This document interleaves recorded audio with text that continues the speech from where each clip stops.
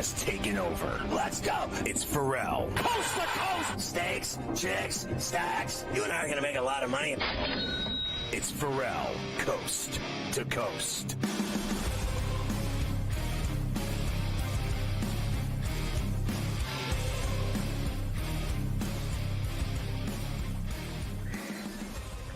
Unbelievable.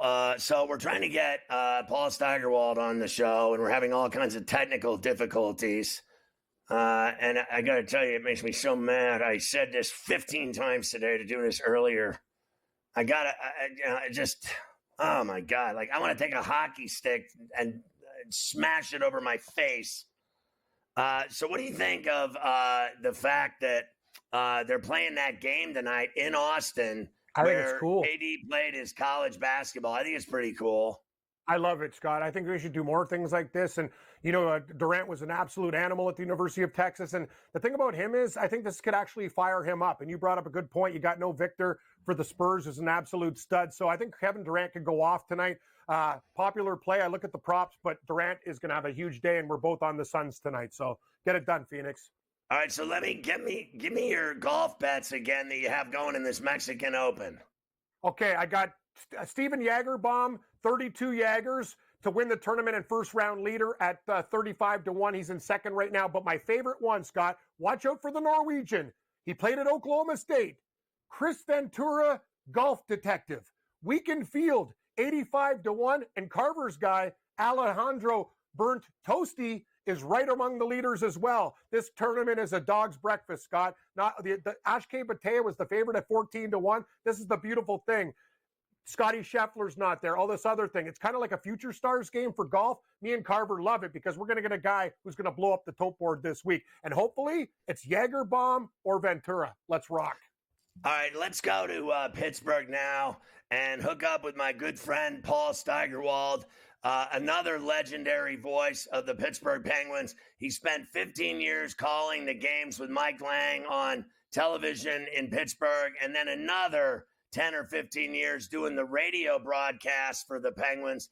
And I said today on The Fan in Pittsburgh, it was the last time they've ever had good broadcasters calling the Penguins games. And I mean what I said. And I also said, let those guys know I said so, because I don't care what they think of me. I'm right, and they do suck, and they are boring. One after the next have been awful. It's gotten worse.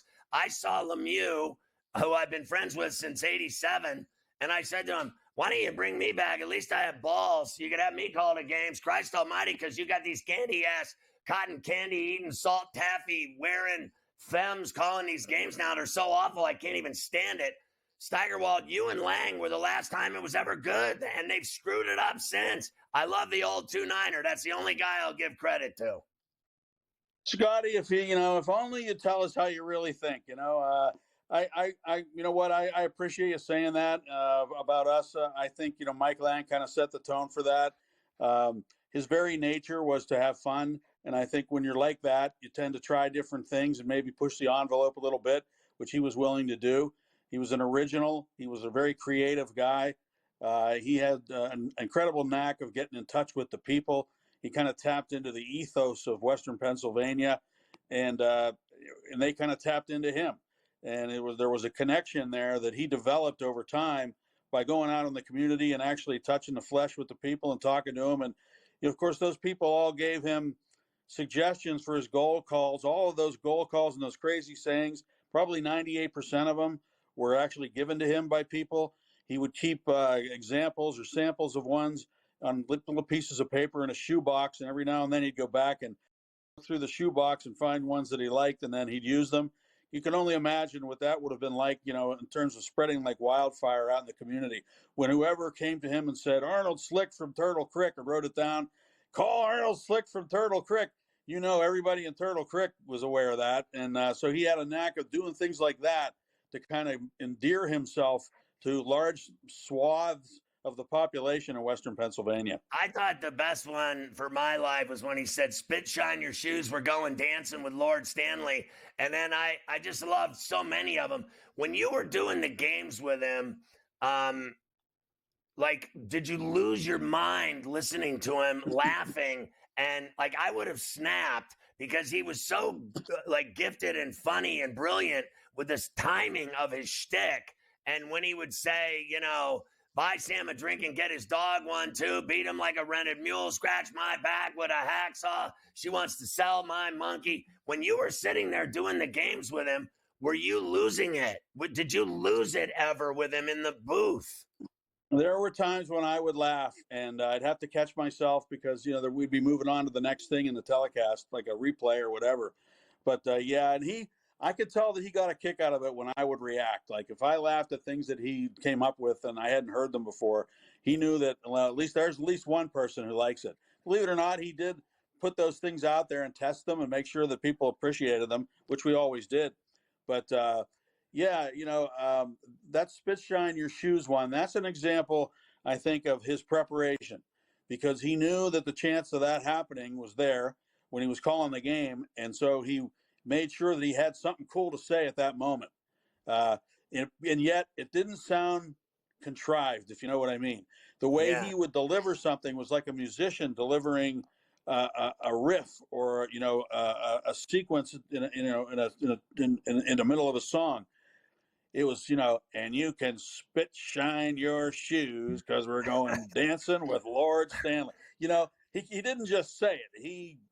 He delivered it, in a way that was really, really palatable. And he was great at that. He was truly a virtuoso, I would say.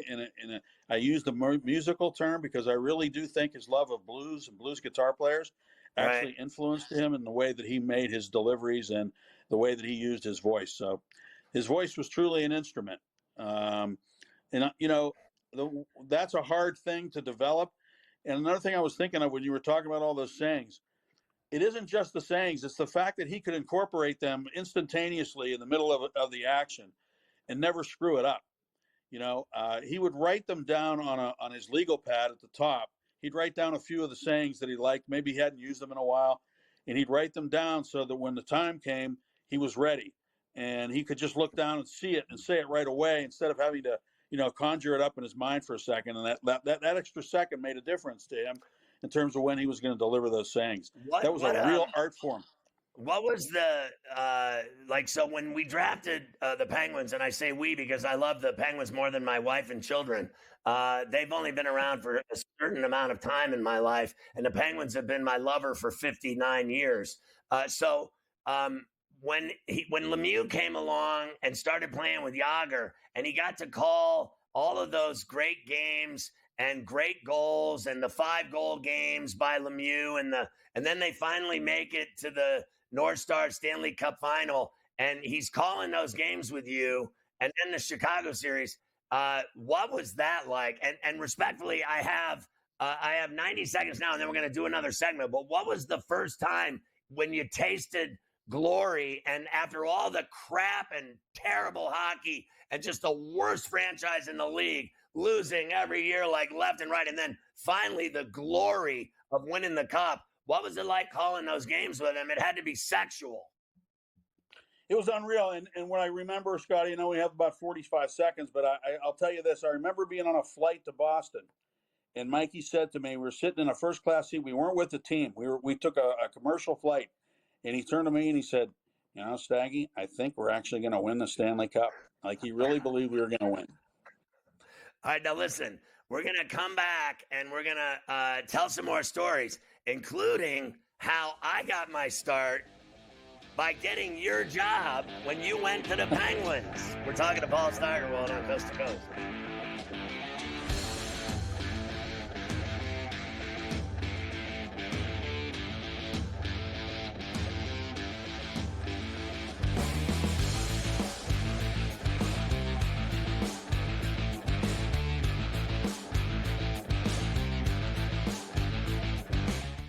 So my team didn't win this weekend, but I still did with this app that's taking over the game. Sports Millions Pick'em lets you make quick and easy predictions. Pick your favorite players, go higher or lower, and you can still win big even if your team loses. Plus, the multiplier is insane. With just a few picks, you can win big money. So get on it. They've got a welcome bonus to help you start off your winning streak.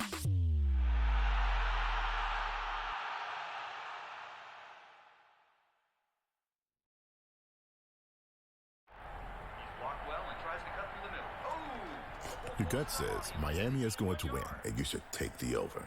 Your gut also said your NFT selfies would only go up in value. They didn't. But your head is on SportsGrid and knows the QB is in concussion protocol. The backup has a 45 QBR against the zone coverage. The New York D has the most sacks in the league. So yeah, trust your head. It's smarter to be on SportsGrid. Anyone that's been to a sporting event, the atmosphere before a game, I think Game Time Decisions has that same exact atmosphere. This is our arena. This is what we do. There is going to be an energy to Game Time Decisions that you will feel night in and night out. The excitement you get when you lock your bets in, when you're figuring out what you want to do, we can zone in on the biggest games each night. I want this to be the place that people come to before the games start so they feel as ready as possible to lock in their cards. We are going to hit every single one of those markets that you need to know about. We're gonna go through every single thing, and I've got a great team behind me that's gonna help me get the job done. There is not gonna be a better place, I promise you, than Game Time Decisions to get that new information, react to it, and be able to then bet accordingly. We will have everything at our disposal, and we will use that to our advantage. I'm Kevin Walsh. Tune into Game Time Decisions from 6 to 8 p.m. Eastern on SportsGrid. The two guys that can do it all. Too much electricity this morning. This is a good time. We're having a lot of fun. I had to do a triple take. Ka-ching! Why? Because of parity. I didn't mean to offend. Yeah, it's not going to happen. Load management is a dirty word. Let him rip. You know what? Circumstances provide the results. What? How do you do this once? Oh, Donnie, you got such a good show there. A network that is booming. The Early Line, only on SportsGrid.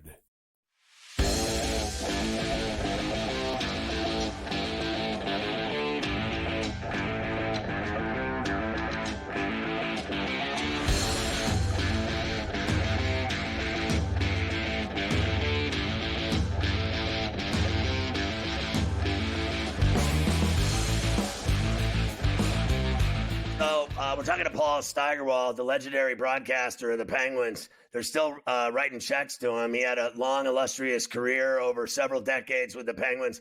They don't make him like Steigs anymore. And Mike Lang, I was devastated last night when he passed. It ruined my life. I said today on the show, I wish I died with him because that's how much he meant to me. Couple things. I want you to tell people, when you knew me as a kid, and you knew my father very well, and he was a gigantic sports fan and a great golden throat voice and a big corporate guy at U.S. Steel. But he knew you, and you were good friends with him. And I lived on the same street as your brother, and I knew your brother's daughter. I tried to get naked with her. That didn't work out too well. I'm friends with her to this day.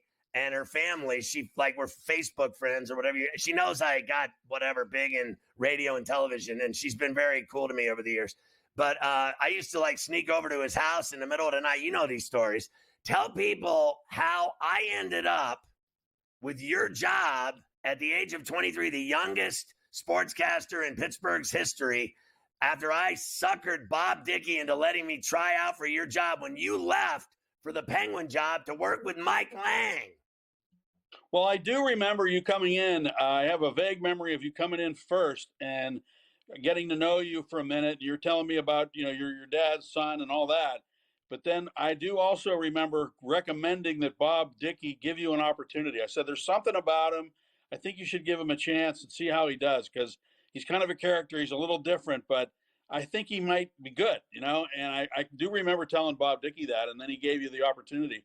And, you were so different, Scotty, that I think it kind of shocked people. Let's not forget now, we're talking about a really kind of stodgy KQV radio, all news radio station. Most of the people listening were probably my age now. They were probably in their 60s or 70s. Right. That was the demographic. And so you were a young guy, a young whippersnapper with a completely different way of delivering the sports from what those people were used to.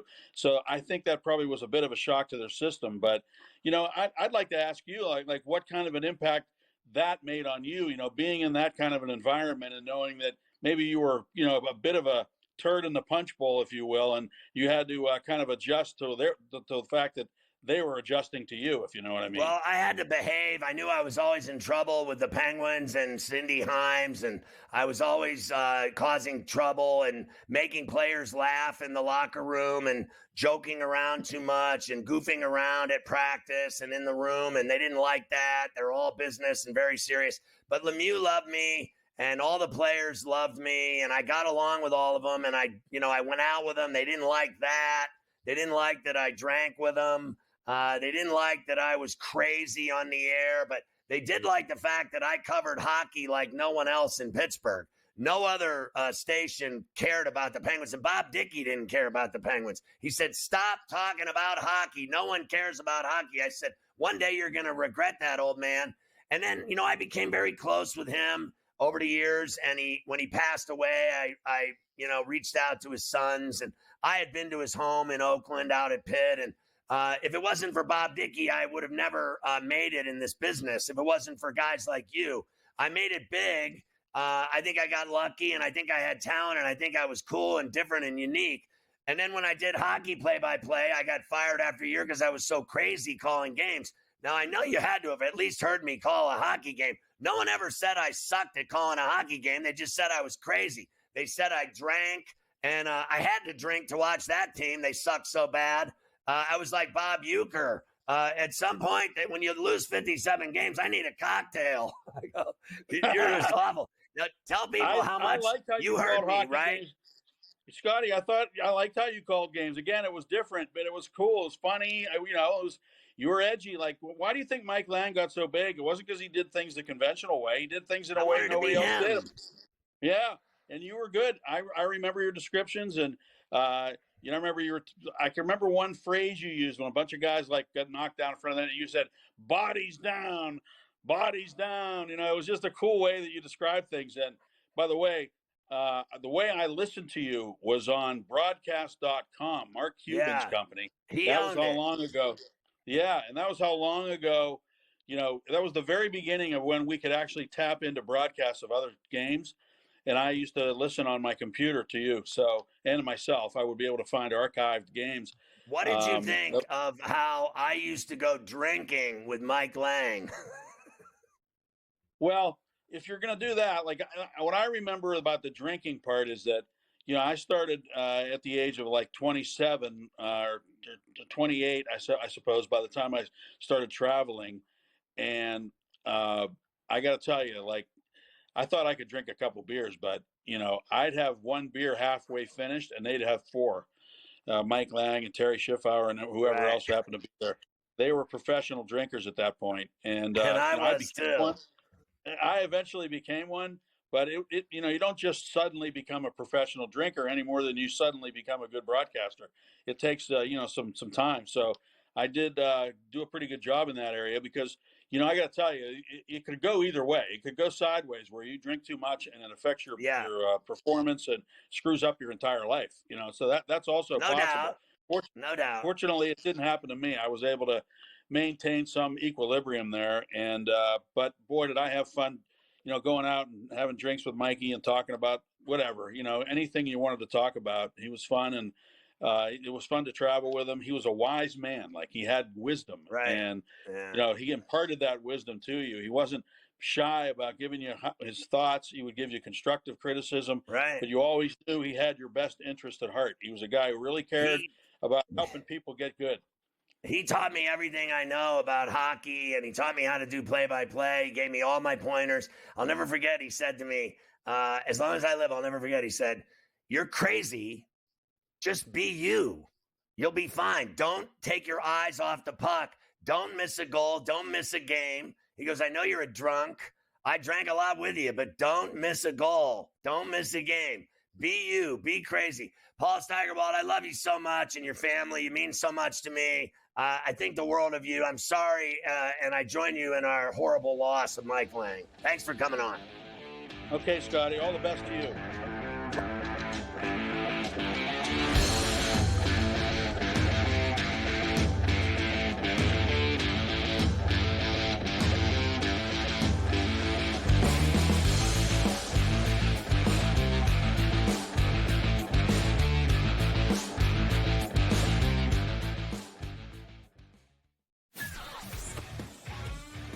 Duke the 1, Houston the 2.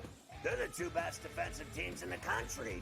I want to see them play for the right to go to the Final Four because I think that would be a kick-ass game. Duke is really great on both ends of the floor. You know, they can score and they can defend, and that's why they win by big numbers all the time, because they're really good on both ends of the floor. I don't trust Houston's offense. Ferrall Coast to Coast, only on SportsGrid. I talked about AZ Fudd a lot, folks, and said when she got back from that knee injury, remember, it's the second ACL tear she's had in her career, that she was going to be a difference maker. UConn is plus 330. They're not going to get challenged again in the Big East until they come out of conference play in the conference tournament. I still like them at plus 330 to win a national championship. Betting above the rim, only on SportsGrid. I feel when I look at this Arizona team, I don't take them serious as a national title threat because you're asking Caleb Love to bottle magic that I just don't even think exists. 4.4, 6.6, 7.4, 7.7, 7.8. This guy is literally taking, he'll shoot you out of games, Kevin. Game time decisions, only on SportsGrid. The two guys that can do it all. Too much electricity this morning. This is a good time. We're having a lot of fun. I had to do a triple take. Ka-ching! Why? Because of parity. I didn't mean to offend. Yeah, it's not going to happen. Load management is a dirty word. Let him rip. You know what? Circumstances provide the results. What? How do you do this once? Oh, Donnie, you got such a good show there. A network that is booming. The early line, only on SportsGrid.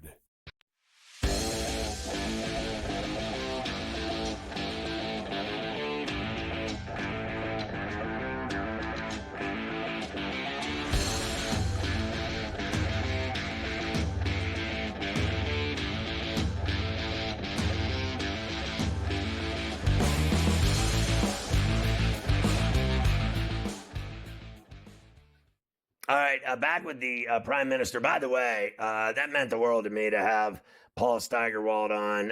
He, more than anyone else, spent the most time and did the most games and did, I think he did all 5 Stanley Cups with Lang. And then after the Nashville Cup, they started, they were both old. And Mike started having failing health and cancer, et cetera. And Steigs is obviously he's got 12 years on me. And so when I think after that 5th cup, they went rogue and started hiring new people on both the TV and radio side.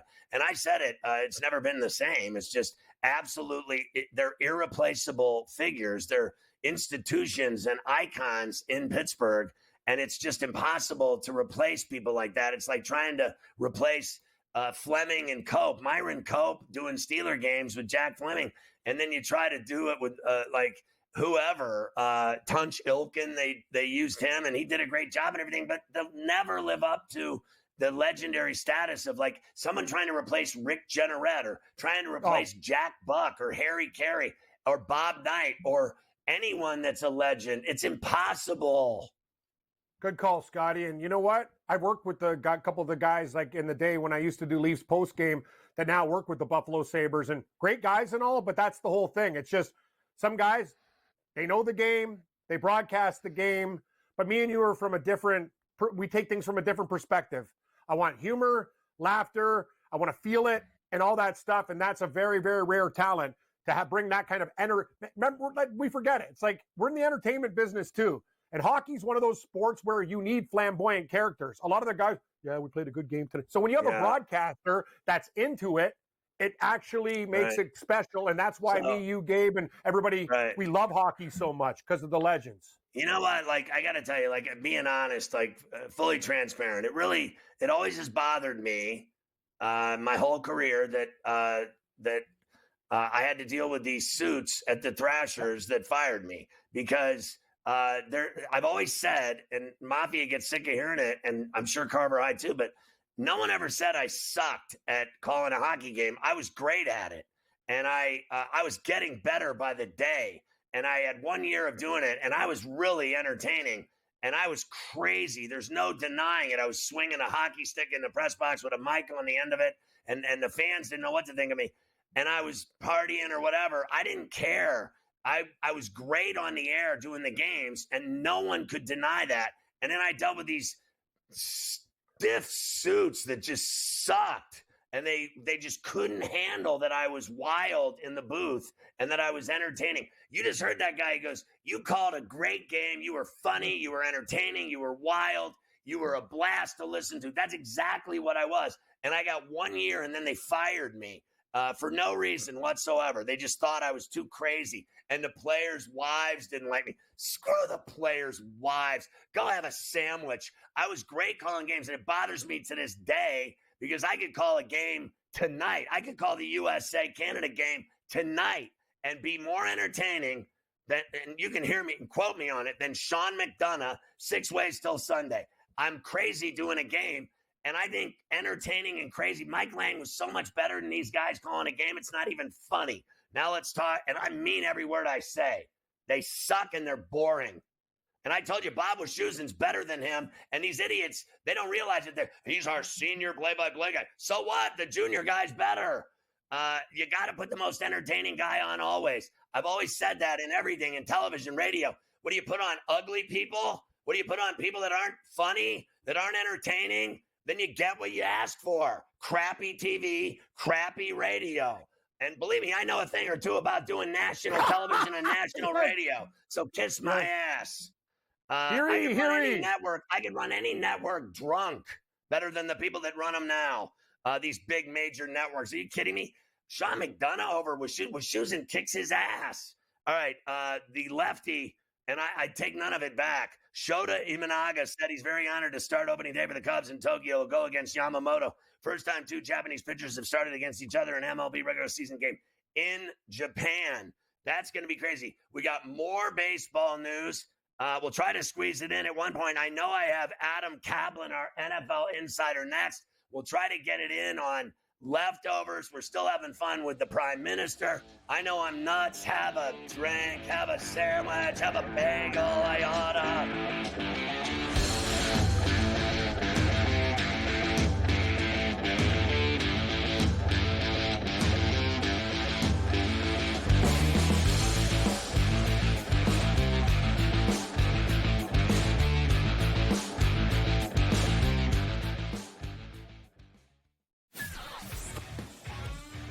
Duke the 1, Houston the 2. They're the 2 best defensive teams in the country. I want to see them play for the right to go to the Final Four because I think that would be a kick-ass game. Duke is really great on both ends of the floor. You know, they can score and they can defend, and that's why they win by big numbers all the time because they're really good on both ends of the floor. I don't trust Houston's offense. Ferrall Coast to Coast, only on SportsGrid. I talked about AZ Fudd a lot, folks, and said when she got back from that knee injury, remember, it's the second ACL tear she's had in her career, that she was going to be a difference maker. UConn is plus 330. They're not going to get challenged again in the Big East until they come out of conference play in a conference tournament. I still like them at plus 330 to win a national championship. Betting above the rim, only on SportsGrid. I feel when I look at this Arizona team, I don't take them serious as a national title threat because you're asking Caleb Love to bottle magic that I just don't even think exists. 4.4, 6.6, 7.4, 7.7, 7.8. This guy is literally he'll shoot you out of games, Kevin. Game time decisions, only on SportsGrid. 2 guys that can do it all. Too much electricity this morning. This is a good time. We're having a lot of fun. I had to do a triple take. Ka-ching! Why? Because of parity. I didn't mean to offend. Yeah, it's not going to happen. Load management is a dirty word. Let him rip. You know what? Circumstances provide the results. What? How do you do this one? Oh, Donnie, you got such a good show there. A network that is booming. The Early Line, only on SportsGrid.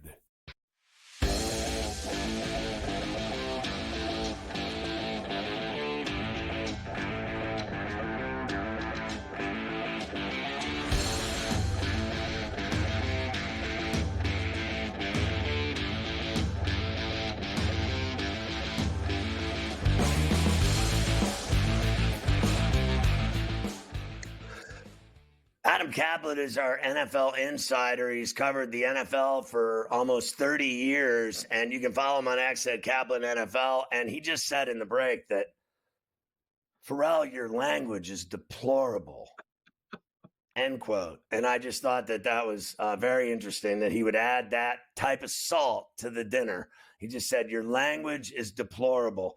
From Philadelphia, here he is, the great Kaplan, the maestro. All right. Let's talk about your new OC, the Eagles. Yeah. It's always about the Eagles because they're the champs. First of all, Scott, let me explain something, because this has been a hot topic of both sports stations here on talk radio in terms of, okay, who's going to replace Kellen Moore? Kellen Moore, of course, the new Saints head coach, is bringing a couple of Eagles assistants with him to New Orleans. But, this is the story back here in Philly, as you know, one of the top 3 media markets in the country. And you mentioned the Eagles winning the Super Bowl, but Kevin Patullo, the passing game coordinator, is now going to be the offense coordinator. He was promoted. So let me explain to you what the Eagles were thinking here. So Jalen Hurts, Scott, this will be his 5th play caller in 5 seasons. That's a lot. That's a lot of change. In fact, Jalen talked about it last spring that he had 10 play callers going back to high school. This goes back to college, of course, with Oklahoma and Alabama, and his dad is his high school coach. So this is a lot of change. Now, what I'm told is, Scott, here, a couple things. They wanted to keep this thing kind of the same as much as possible. Their plan is to keep the scheme the same, the one that Kellen Moore ran last season. Don't give Jalen another playbook to learn. This is just not – it's not the way you want to do it. You don't want to keep changing things, but they couldn't block Kellen Moore from being a head coach. So they want to keep the scheme the same. Patullo and Hurts have now worked together for 5 seasons. This will be the 5th season together. I'm told they have a good working relationship. Patullo has coached quarterbacks, receivers in his career. I've talked to people who've worked with him in the past. He's a pretty sharp guy, but you can't go over the fact that it's another guy in his headset. This is another play caller. And remember now, Scott, 2 years ago, they promoted Brian Johnson, the quarterback's coach, to offensive coordinator. Brian Johnson was removed after 1 season as the play caller. Didn't work well. He's now in Washington, working high up in their offense. But the bottom line is this is yet another change. So as we go forward here, Scott, this is a story to watch in their offseason and get the training camp in the offseason. It's going to be talked about. People are going to wonder. And one more thing, Scott, Kevin Patullo has never called plays before. Play calling's an art, and you got to be careful. You just got to let it play out. I know the Eagles are very optimistic. He's very close to Nick Sirianni. But again, he's never called plays before. You don't usually know till you get there, till he's put into the fire, till you got to do it in game. But I know they're very optimistic. I'm sure the sports talk there and Philly on Whip and Fanatic is they're traumatized by the change, and that the whole world is ending, and there's going to be an earthquake and a tsunami, and the river's going to overflow in Philly. But here's the reality of it. How about looking at it from the other side, the perspective of Jalen Hurts has been to 2 Super Bowls, and now he's got a Super Bowl ring. I don't care who's his offensive coordinator. He's just a great football player. He adapts. He's been doing it since high school, getting screwed over and having 10 different coaches. It hasn't affected him. He keeps getting better and better and better. He just kicked Mahomes' ass. I don't care who his coach is. His coach could be Leave It to Beaver. Yeah, Jerry Mathers. But hey, also he'll have more input. Oh, with the Jerry Mathers. He knew his name. I knew it, man. I was actually big. I was a big Eddie Haskell fan. You're too hip. Yeah. But bottom line is with Hurts, it's another play caller. We got to be careful, but he's got more input, and he's a veteran quarterback. But I know, look, Alex Smith went through it. Remember Jason Campbell, the former Washington quarterback, who went through a number of play callers. You get concerned about that because you try to get used to a scheme when you're a quarterback, then it changes again. And here's the other thing with Kellen Moore and Hurts. Boy, they worked great late in the season. They got on the same page, and boy, Hurts really took off. And you mentioned capping up with a great Super Bowl, but bottom line is he's going to have a new play caller. This is something to watch as we go forward. You know what? I got to tell you, I am unmoved. Your story is huge. I won't deny it. And I know it's enormous in Philly. But I'm telling you, if there's that guy is Cool Ray. I mean, he is literally his resting heart rate has to be about 40. I mean, the guy doesn't flinch. He's just like, I'm going to go out and do my thing. I don't care about stats. I want to win. We're going to win. And he wins, and he won a Super Bowl. What more do you want? It's never enough for these fans there. They got to complain about something. They blame their mother for breakfast. All right, let's talk about Godwin in Tampa. Yeah. What is the status on him getting a deal with the Buccaneers? Yeah, this is a big story. So Chris Godwin, Scott, he had the dislocation of his ankle around midseason last season against Baltimore in a primetime game. And it was an awful injury. You saw him get it carted off. He was headed, Scott. His pace was ridiculous. People should remember they moved him back to the slot. He was there earlier in his career where Bruce Arians made a decision when he was head coach to move him inside, and Godwin took off. He was headed for a pace of 120 to 130 catches. He played a full season. He was on a great game, by the way, against the Ravens that night. But so he didn't play again during that season. He's got a contract that expires. Now, he's got what we call voidables on his contract. So it was set to void actually already. It was going to void about a week ago. So now what happened is Godwin and the club got together. They moved the void back to March 12th to the start of free agency. This gives them a chance to kind of renegotiate this contract, look at it again, try to get him back. They want him back. He wants to be back. He's been a great Buccaneer as a former third-round pick out of 2017. He's a phenomenal football player out of Penn State. And really, when you look at it, you put Mike Evans there and Chris Godwin, and they've got some young guys who could run, and the tight end group, which is pretty good. That's a heck of an offense. But look, once again, we've got a new play caller in Tampa Bay. Third straight year, we've got a new play caller.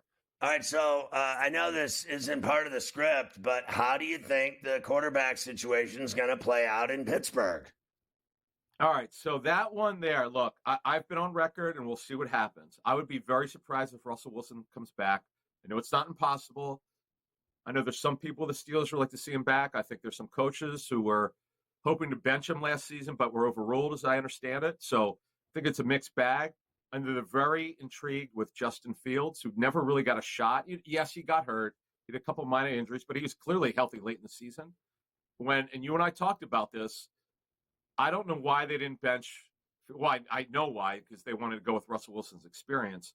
But they should have given Fields a shot. At that point, what did they have to lose? In fact, I remember you and I talked about that in that game against the Chiefs. What do you have to lose when it's not going well? Put the young kid in who's got a great arm, much better athlete, get a better evaluation on him, but they decided not to do that. That was a mistake. Russell Wilson is a well below average quarterback at this point. He's barely hanging on in his mid-30s. They have to do better. That position is completely holding them back. I know they're very excited about getting a couple guys back on their offensive line. Their offensive line is going to be good. You know their defense is going to be good.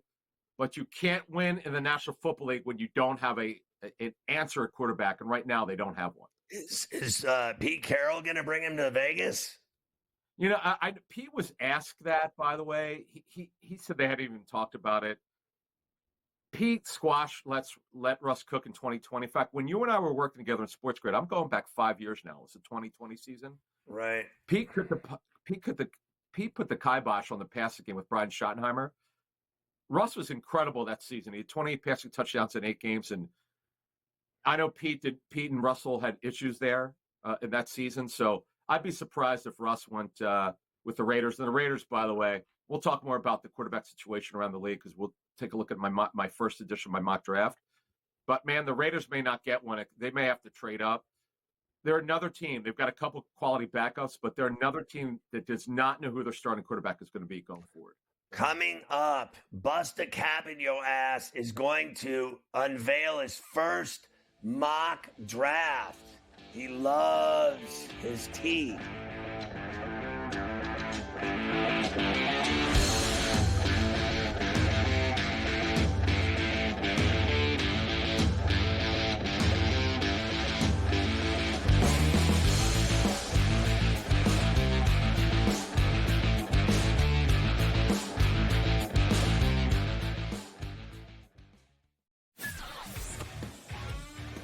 Duke the 1, Houston the 2.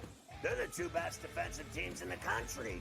I want to see them play for the right to go to the Final Four because I think that would be a kick-ass game. Duke is really great on both ends of the floor. They can score and they can defend, and that's why they win by big numbers all the time, because they're really good on both ends of the floor. I don't trust Houston's offense. Ferrall Coast to Coast, only on SportsGrid. I talked about AZ Fudd a lot, folks, and said when she got back from that knee injury, remember, it's the second ACL tear she's had in her career, that she was going to be a difference maker. UConn is plus 330. They're not going to get challenged again in the Big East until they come out of conference play in a conference tournament. I still like them at plus 330 to win a national championship. Betting above the rim, only on SportsGrid. I feel when I look at this Arizona team, I don't take them serious as a national title threat because you're asking Caleb Love to bottle magic that I just don't even think exists. 4.4, 6.6, 7.4, 7.7, 7.8. This guy is literally taking, he'll shoot you out of games, Kevin. Game time decisions, only on SportsGrid. Two guys that can do it all. Too much electricity this morning. This is a good time. We're having a lot of fun. I had to do a triple take. Ka-ching! Why? Because of parity. I didn't mean to offend. Yeah, it's not going to happen. Load management is a dirty word. Let him rip. You know what? Circumstances provide the results. What? How do you do this one? Oh, Donnie, you got such a good show there. A network that is booming. The Early Line, only on SportsGrid.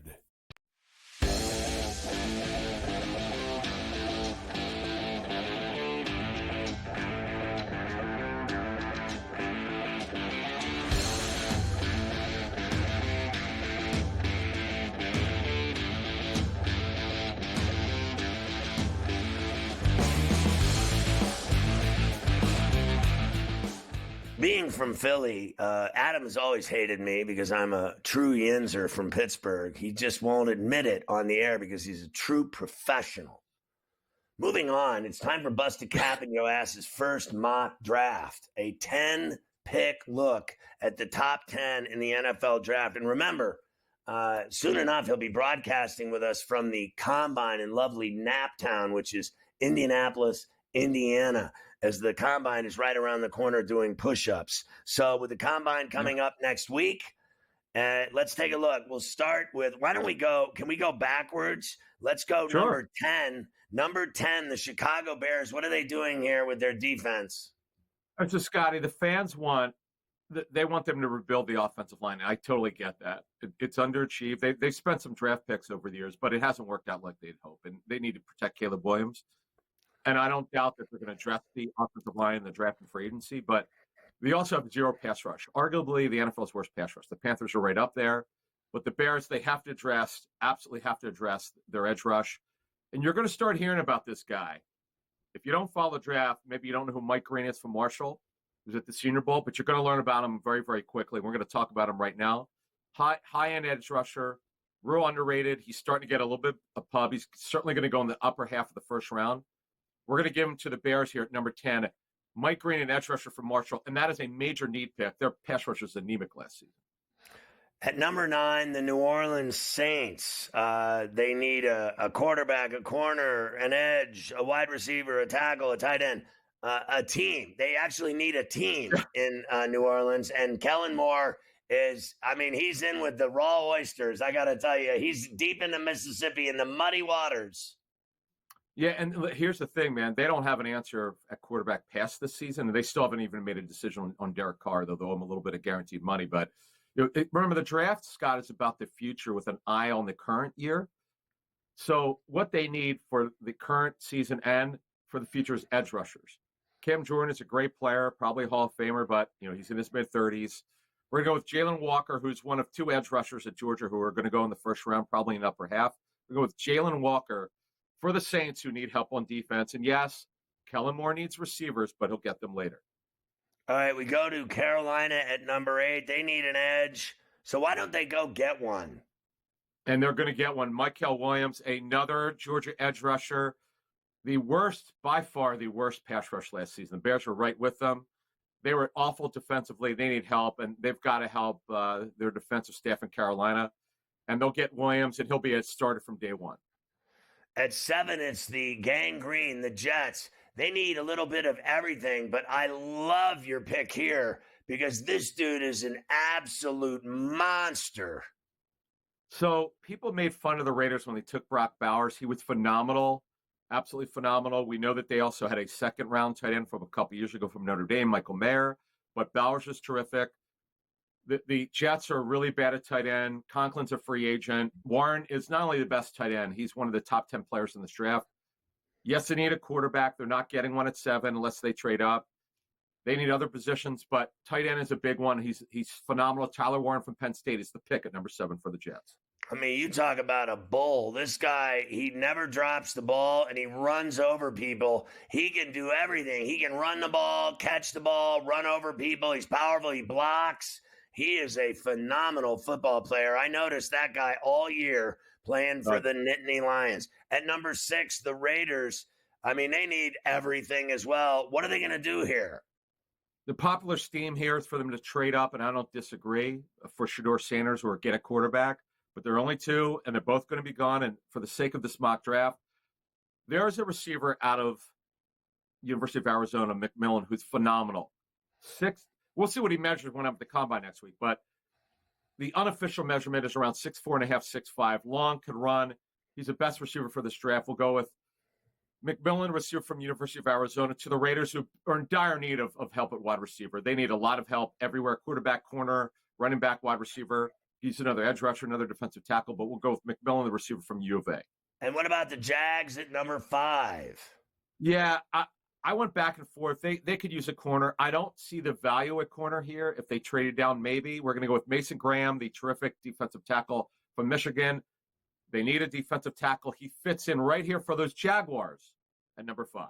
At number 4, the Patriots, they have more cap money to spend than anyone in the NFL. What are they going to do in the draft? I love this pick at number 4 because let me tell you something. If Travis Hunter makes it to 4, this is the lowest they'll go at number 4.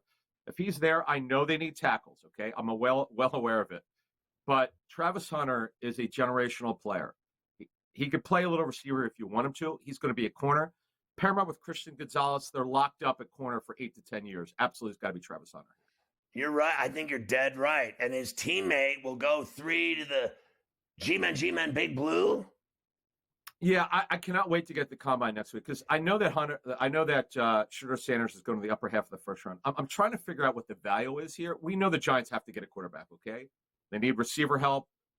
They need a right tackle, guard, corner, and safety. But quarterback, they can't function without a quarterback. Shedeur Sanders is going to be the quarterback here. He's going to be picked back-to-back here for Colorado. Really good football player, good processor. Doesn't have the upside of Cam Ward. He's going to go to the Giants here at number 3. And 2, it's the Browns. Oh, yeah. Now listen, folks. Yes, they need a quarterback. We get that. But there's not going to be a quarterback to take here. Abdul Carter is one of the top 3 players for this draft, the edge rusher from Penn State. They need edge rushers more for the future. And, of course, what happens with Myles Garrett. We're going with Abdul Carter to number 2 for the Browns.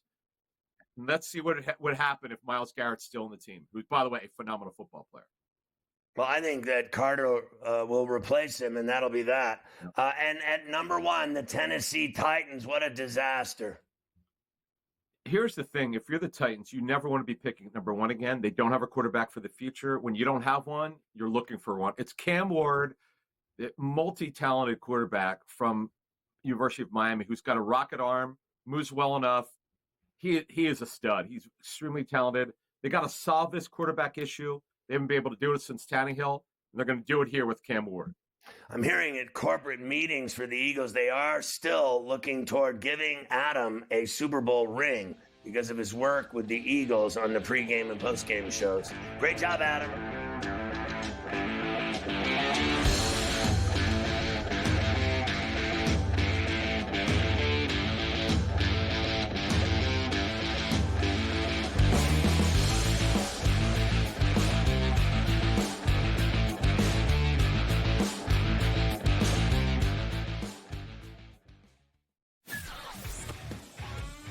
have Duke the 1, Houston the 2.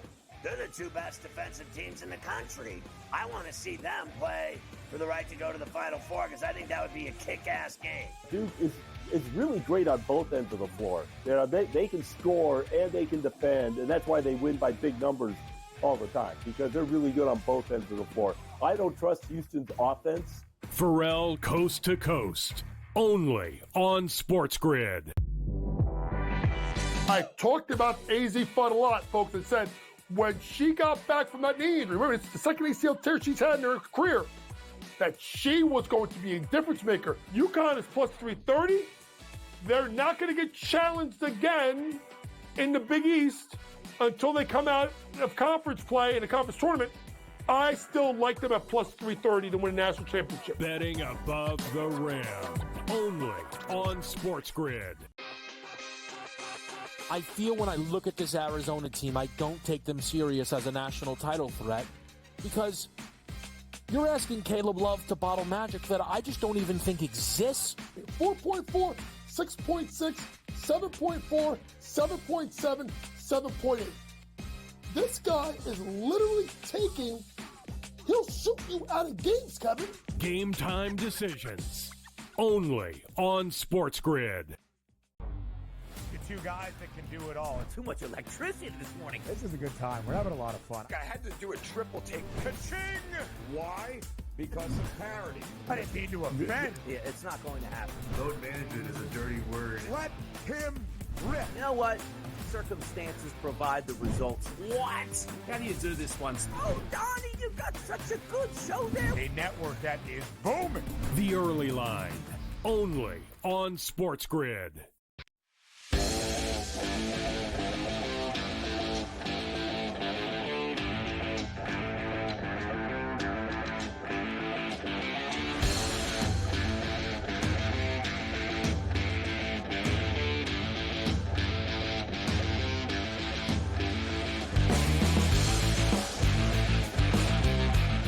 All right, leftovers. Hall and Paul, the clubhouse leaders at 7 under at the Mexican Open. What a beautiful golf course down there that they're playing on this week.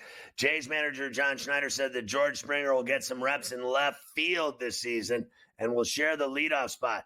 Dustin May of the Dodgers tore his esophagus, eating a salad, for Christ's sakes, requiring him to undergo emergency surgery. You got to be kidding me. Yankees give Aaron Boone a 2-year contract through the 27 season with the Pinstripers. Juan Soto gave Brett Beatty a brand new Chevy Tahoe for his number 22. Nats signed reliever Lucas Sims to a 1-year deal. John Means signs a 1-year deal with the Guardians as he recovers from Tommy John, and a 26-team option worth up to $8.5 million.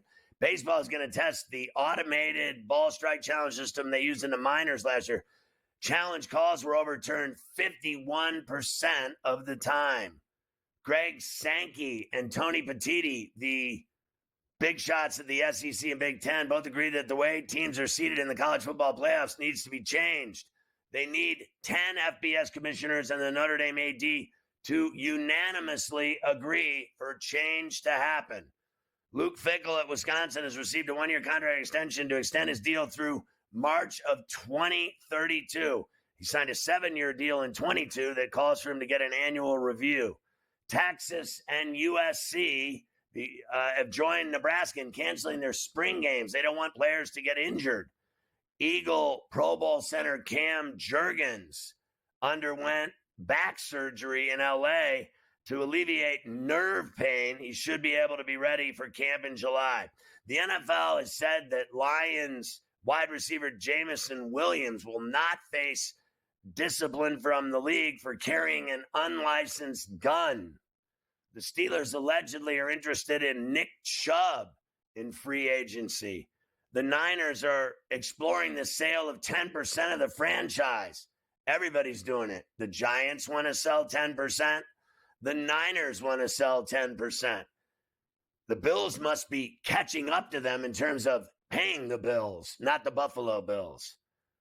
Paige Beckers of UConn surpasses Diana Taurasi as the Huskies' all-time scoring. She passed her in the list, now ranks 9th all-time on the Huskies' top scorers list. PGA Commissioner Jay Monahan, Tiger Woods, and Adam Scott met with officials at the White House today in efforts to reunify men's pro golf. They want to join the PGA with the live golfers and settle all the nonsense. Messi leads Miami to a 1-0 win over Sporting Kansas City in the first leg of the CONCACAF Champions Cup. Say that 30 times on a bottle of Belvedere.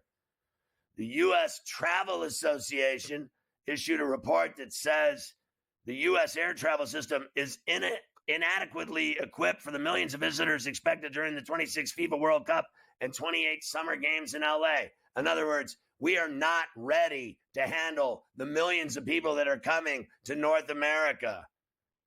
Alexander Volkanovski will try to regain his featherweight title at UFC 314 against Diego Lopez on April 12th in Miami. Poirier vacates the title to move up to lightweight, and Michael Chandler fights Paddy Pimblett as a co-main event. Joseph Parker will now face Martin Bakole. Is that like Spicoli? On Saturday after Daniel Dubois was ruled out with an illness. Shakur Stevenson will face a new opponent due to an illness by Josh Padley. Padley stepping in for Schofield, who is sick. It never ends. Former Spanish soccer Fed President Luis Rubiales was found guilty of sexual assault for kissing Jenny Hermoso after the 23 Women's World Cup final on the mouth. Fined 10,000 euros, but avoids prison for kissing the chick. Oh, my God. Ferrall finish. Porn star Bonnie Blue, who smashed 1,000 guys in one day, a new Guinness World Record, is allegedly pregnant. They'll be doing paternity tests for the next 4 months. Southwest Airlines pilot arrested moments after takeoff for showing up for work hammered. My man blew well over the Ferrellerizer test. He had the high blood alcohol content level, blowing a 1.8. Toddler found alone in freezing cold after the babysitter nearly drinks herself to death, drinking the entire booze collection that the family had at the house. GTD is next. Get my app, search Ferrall. You're going to love it. We'll see you tomorrow at 3 on Coast to Coast.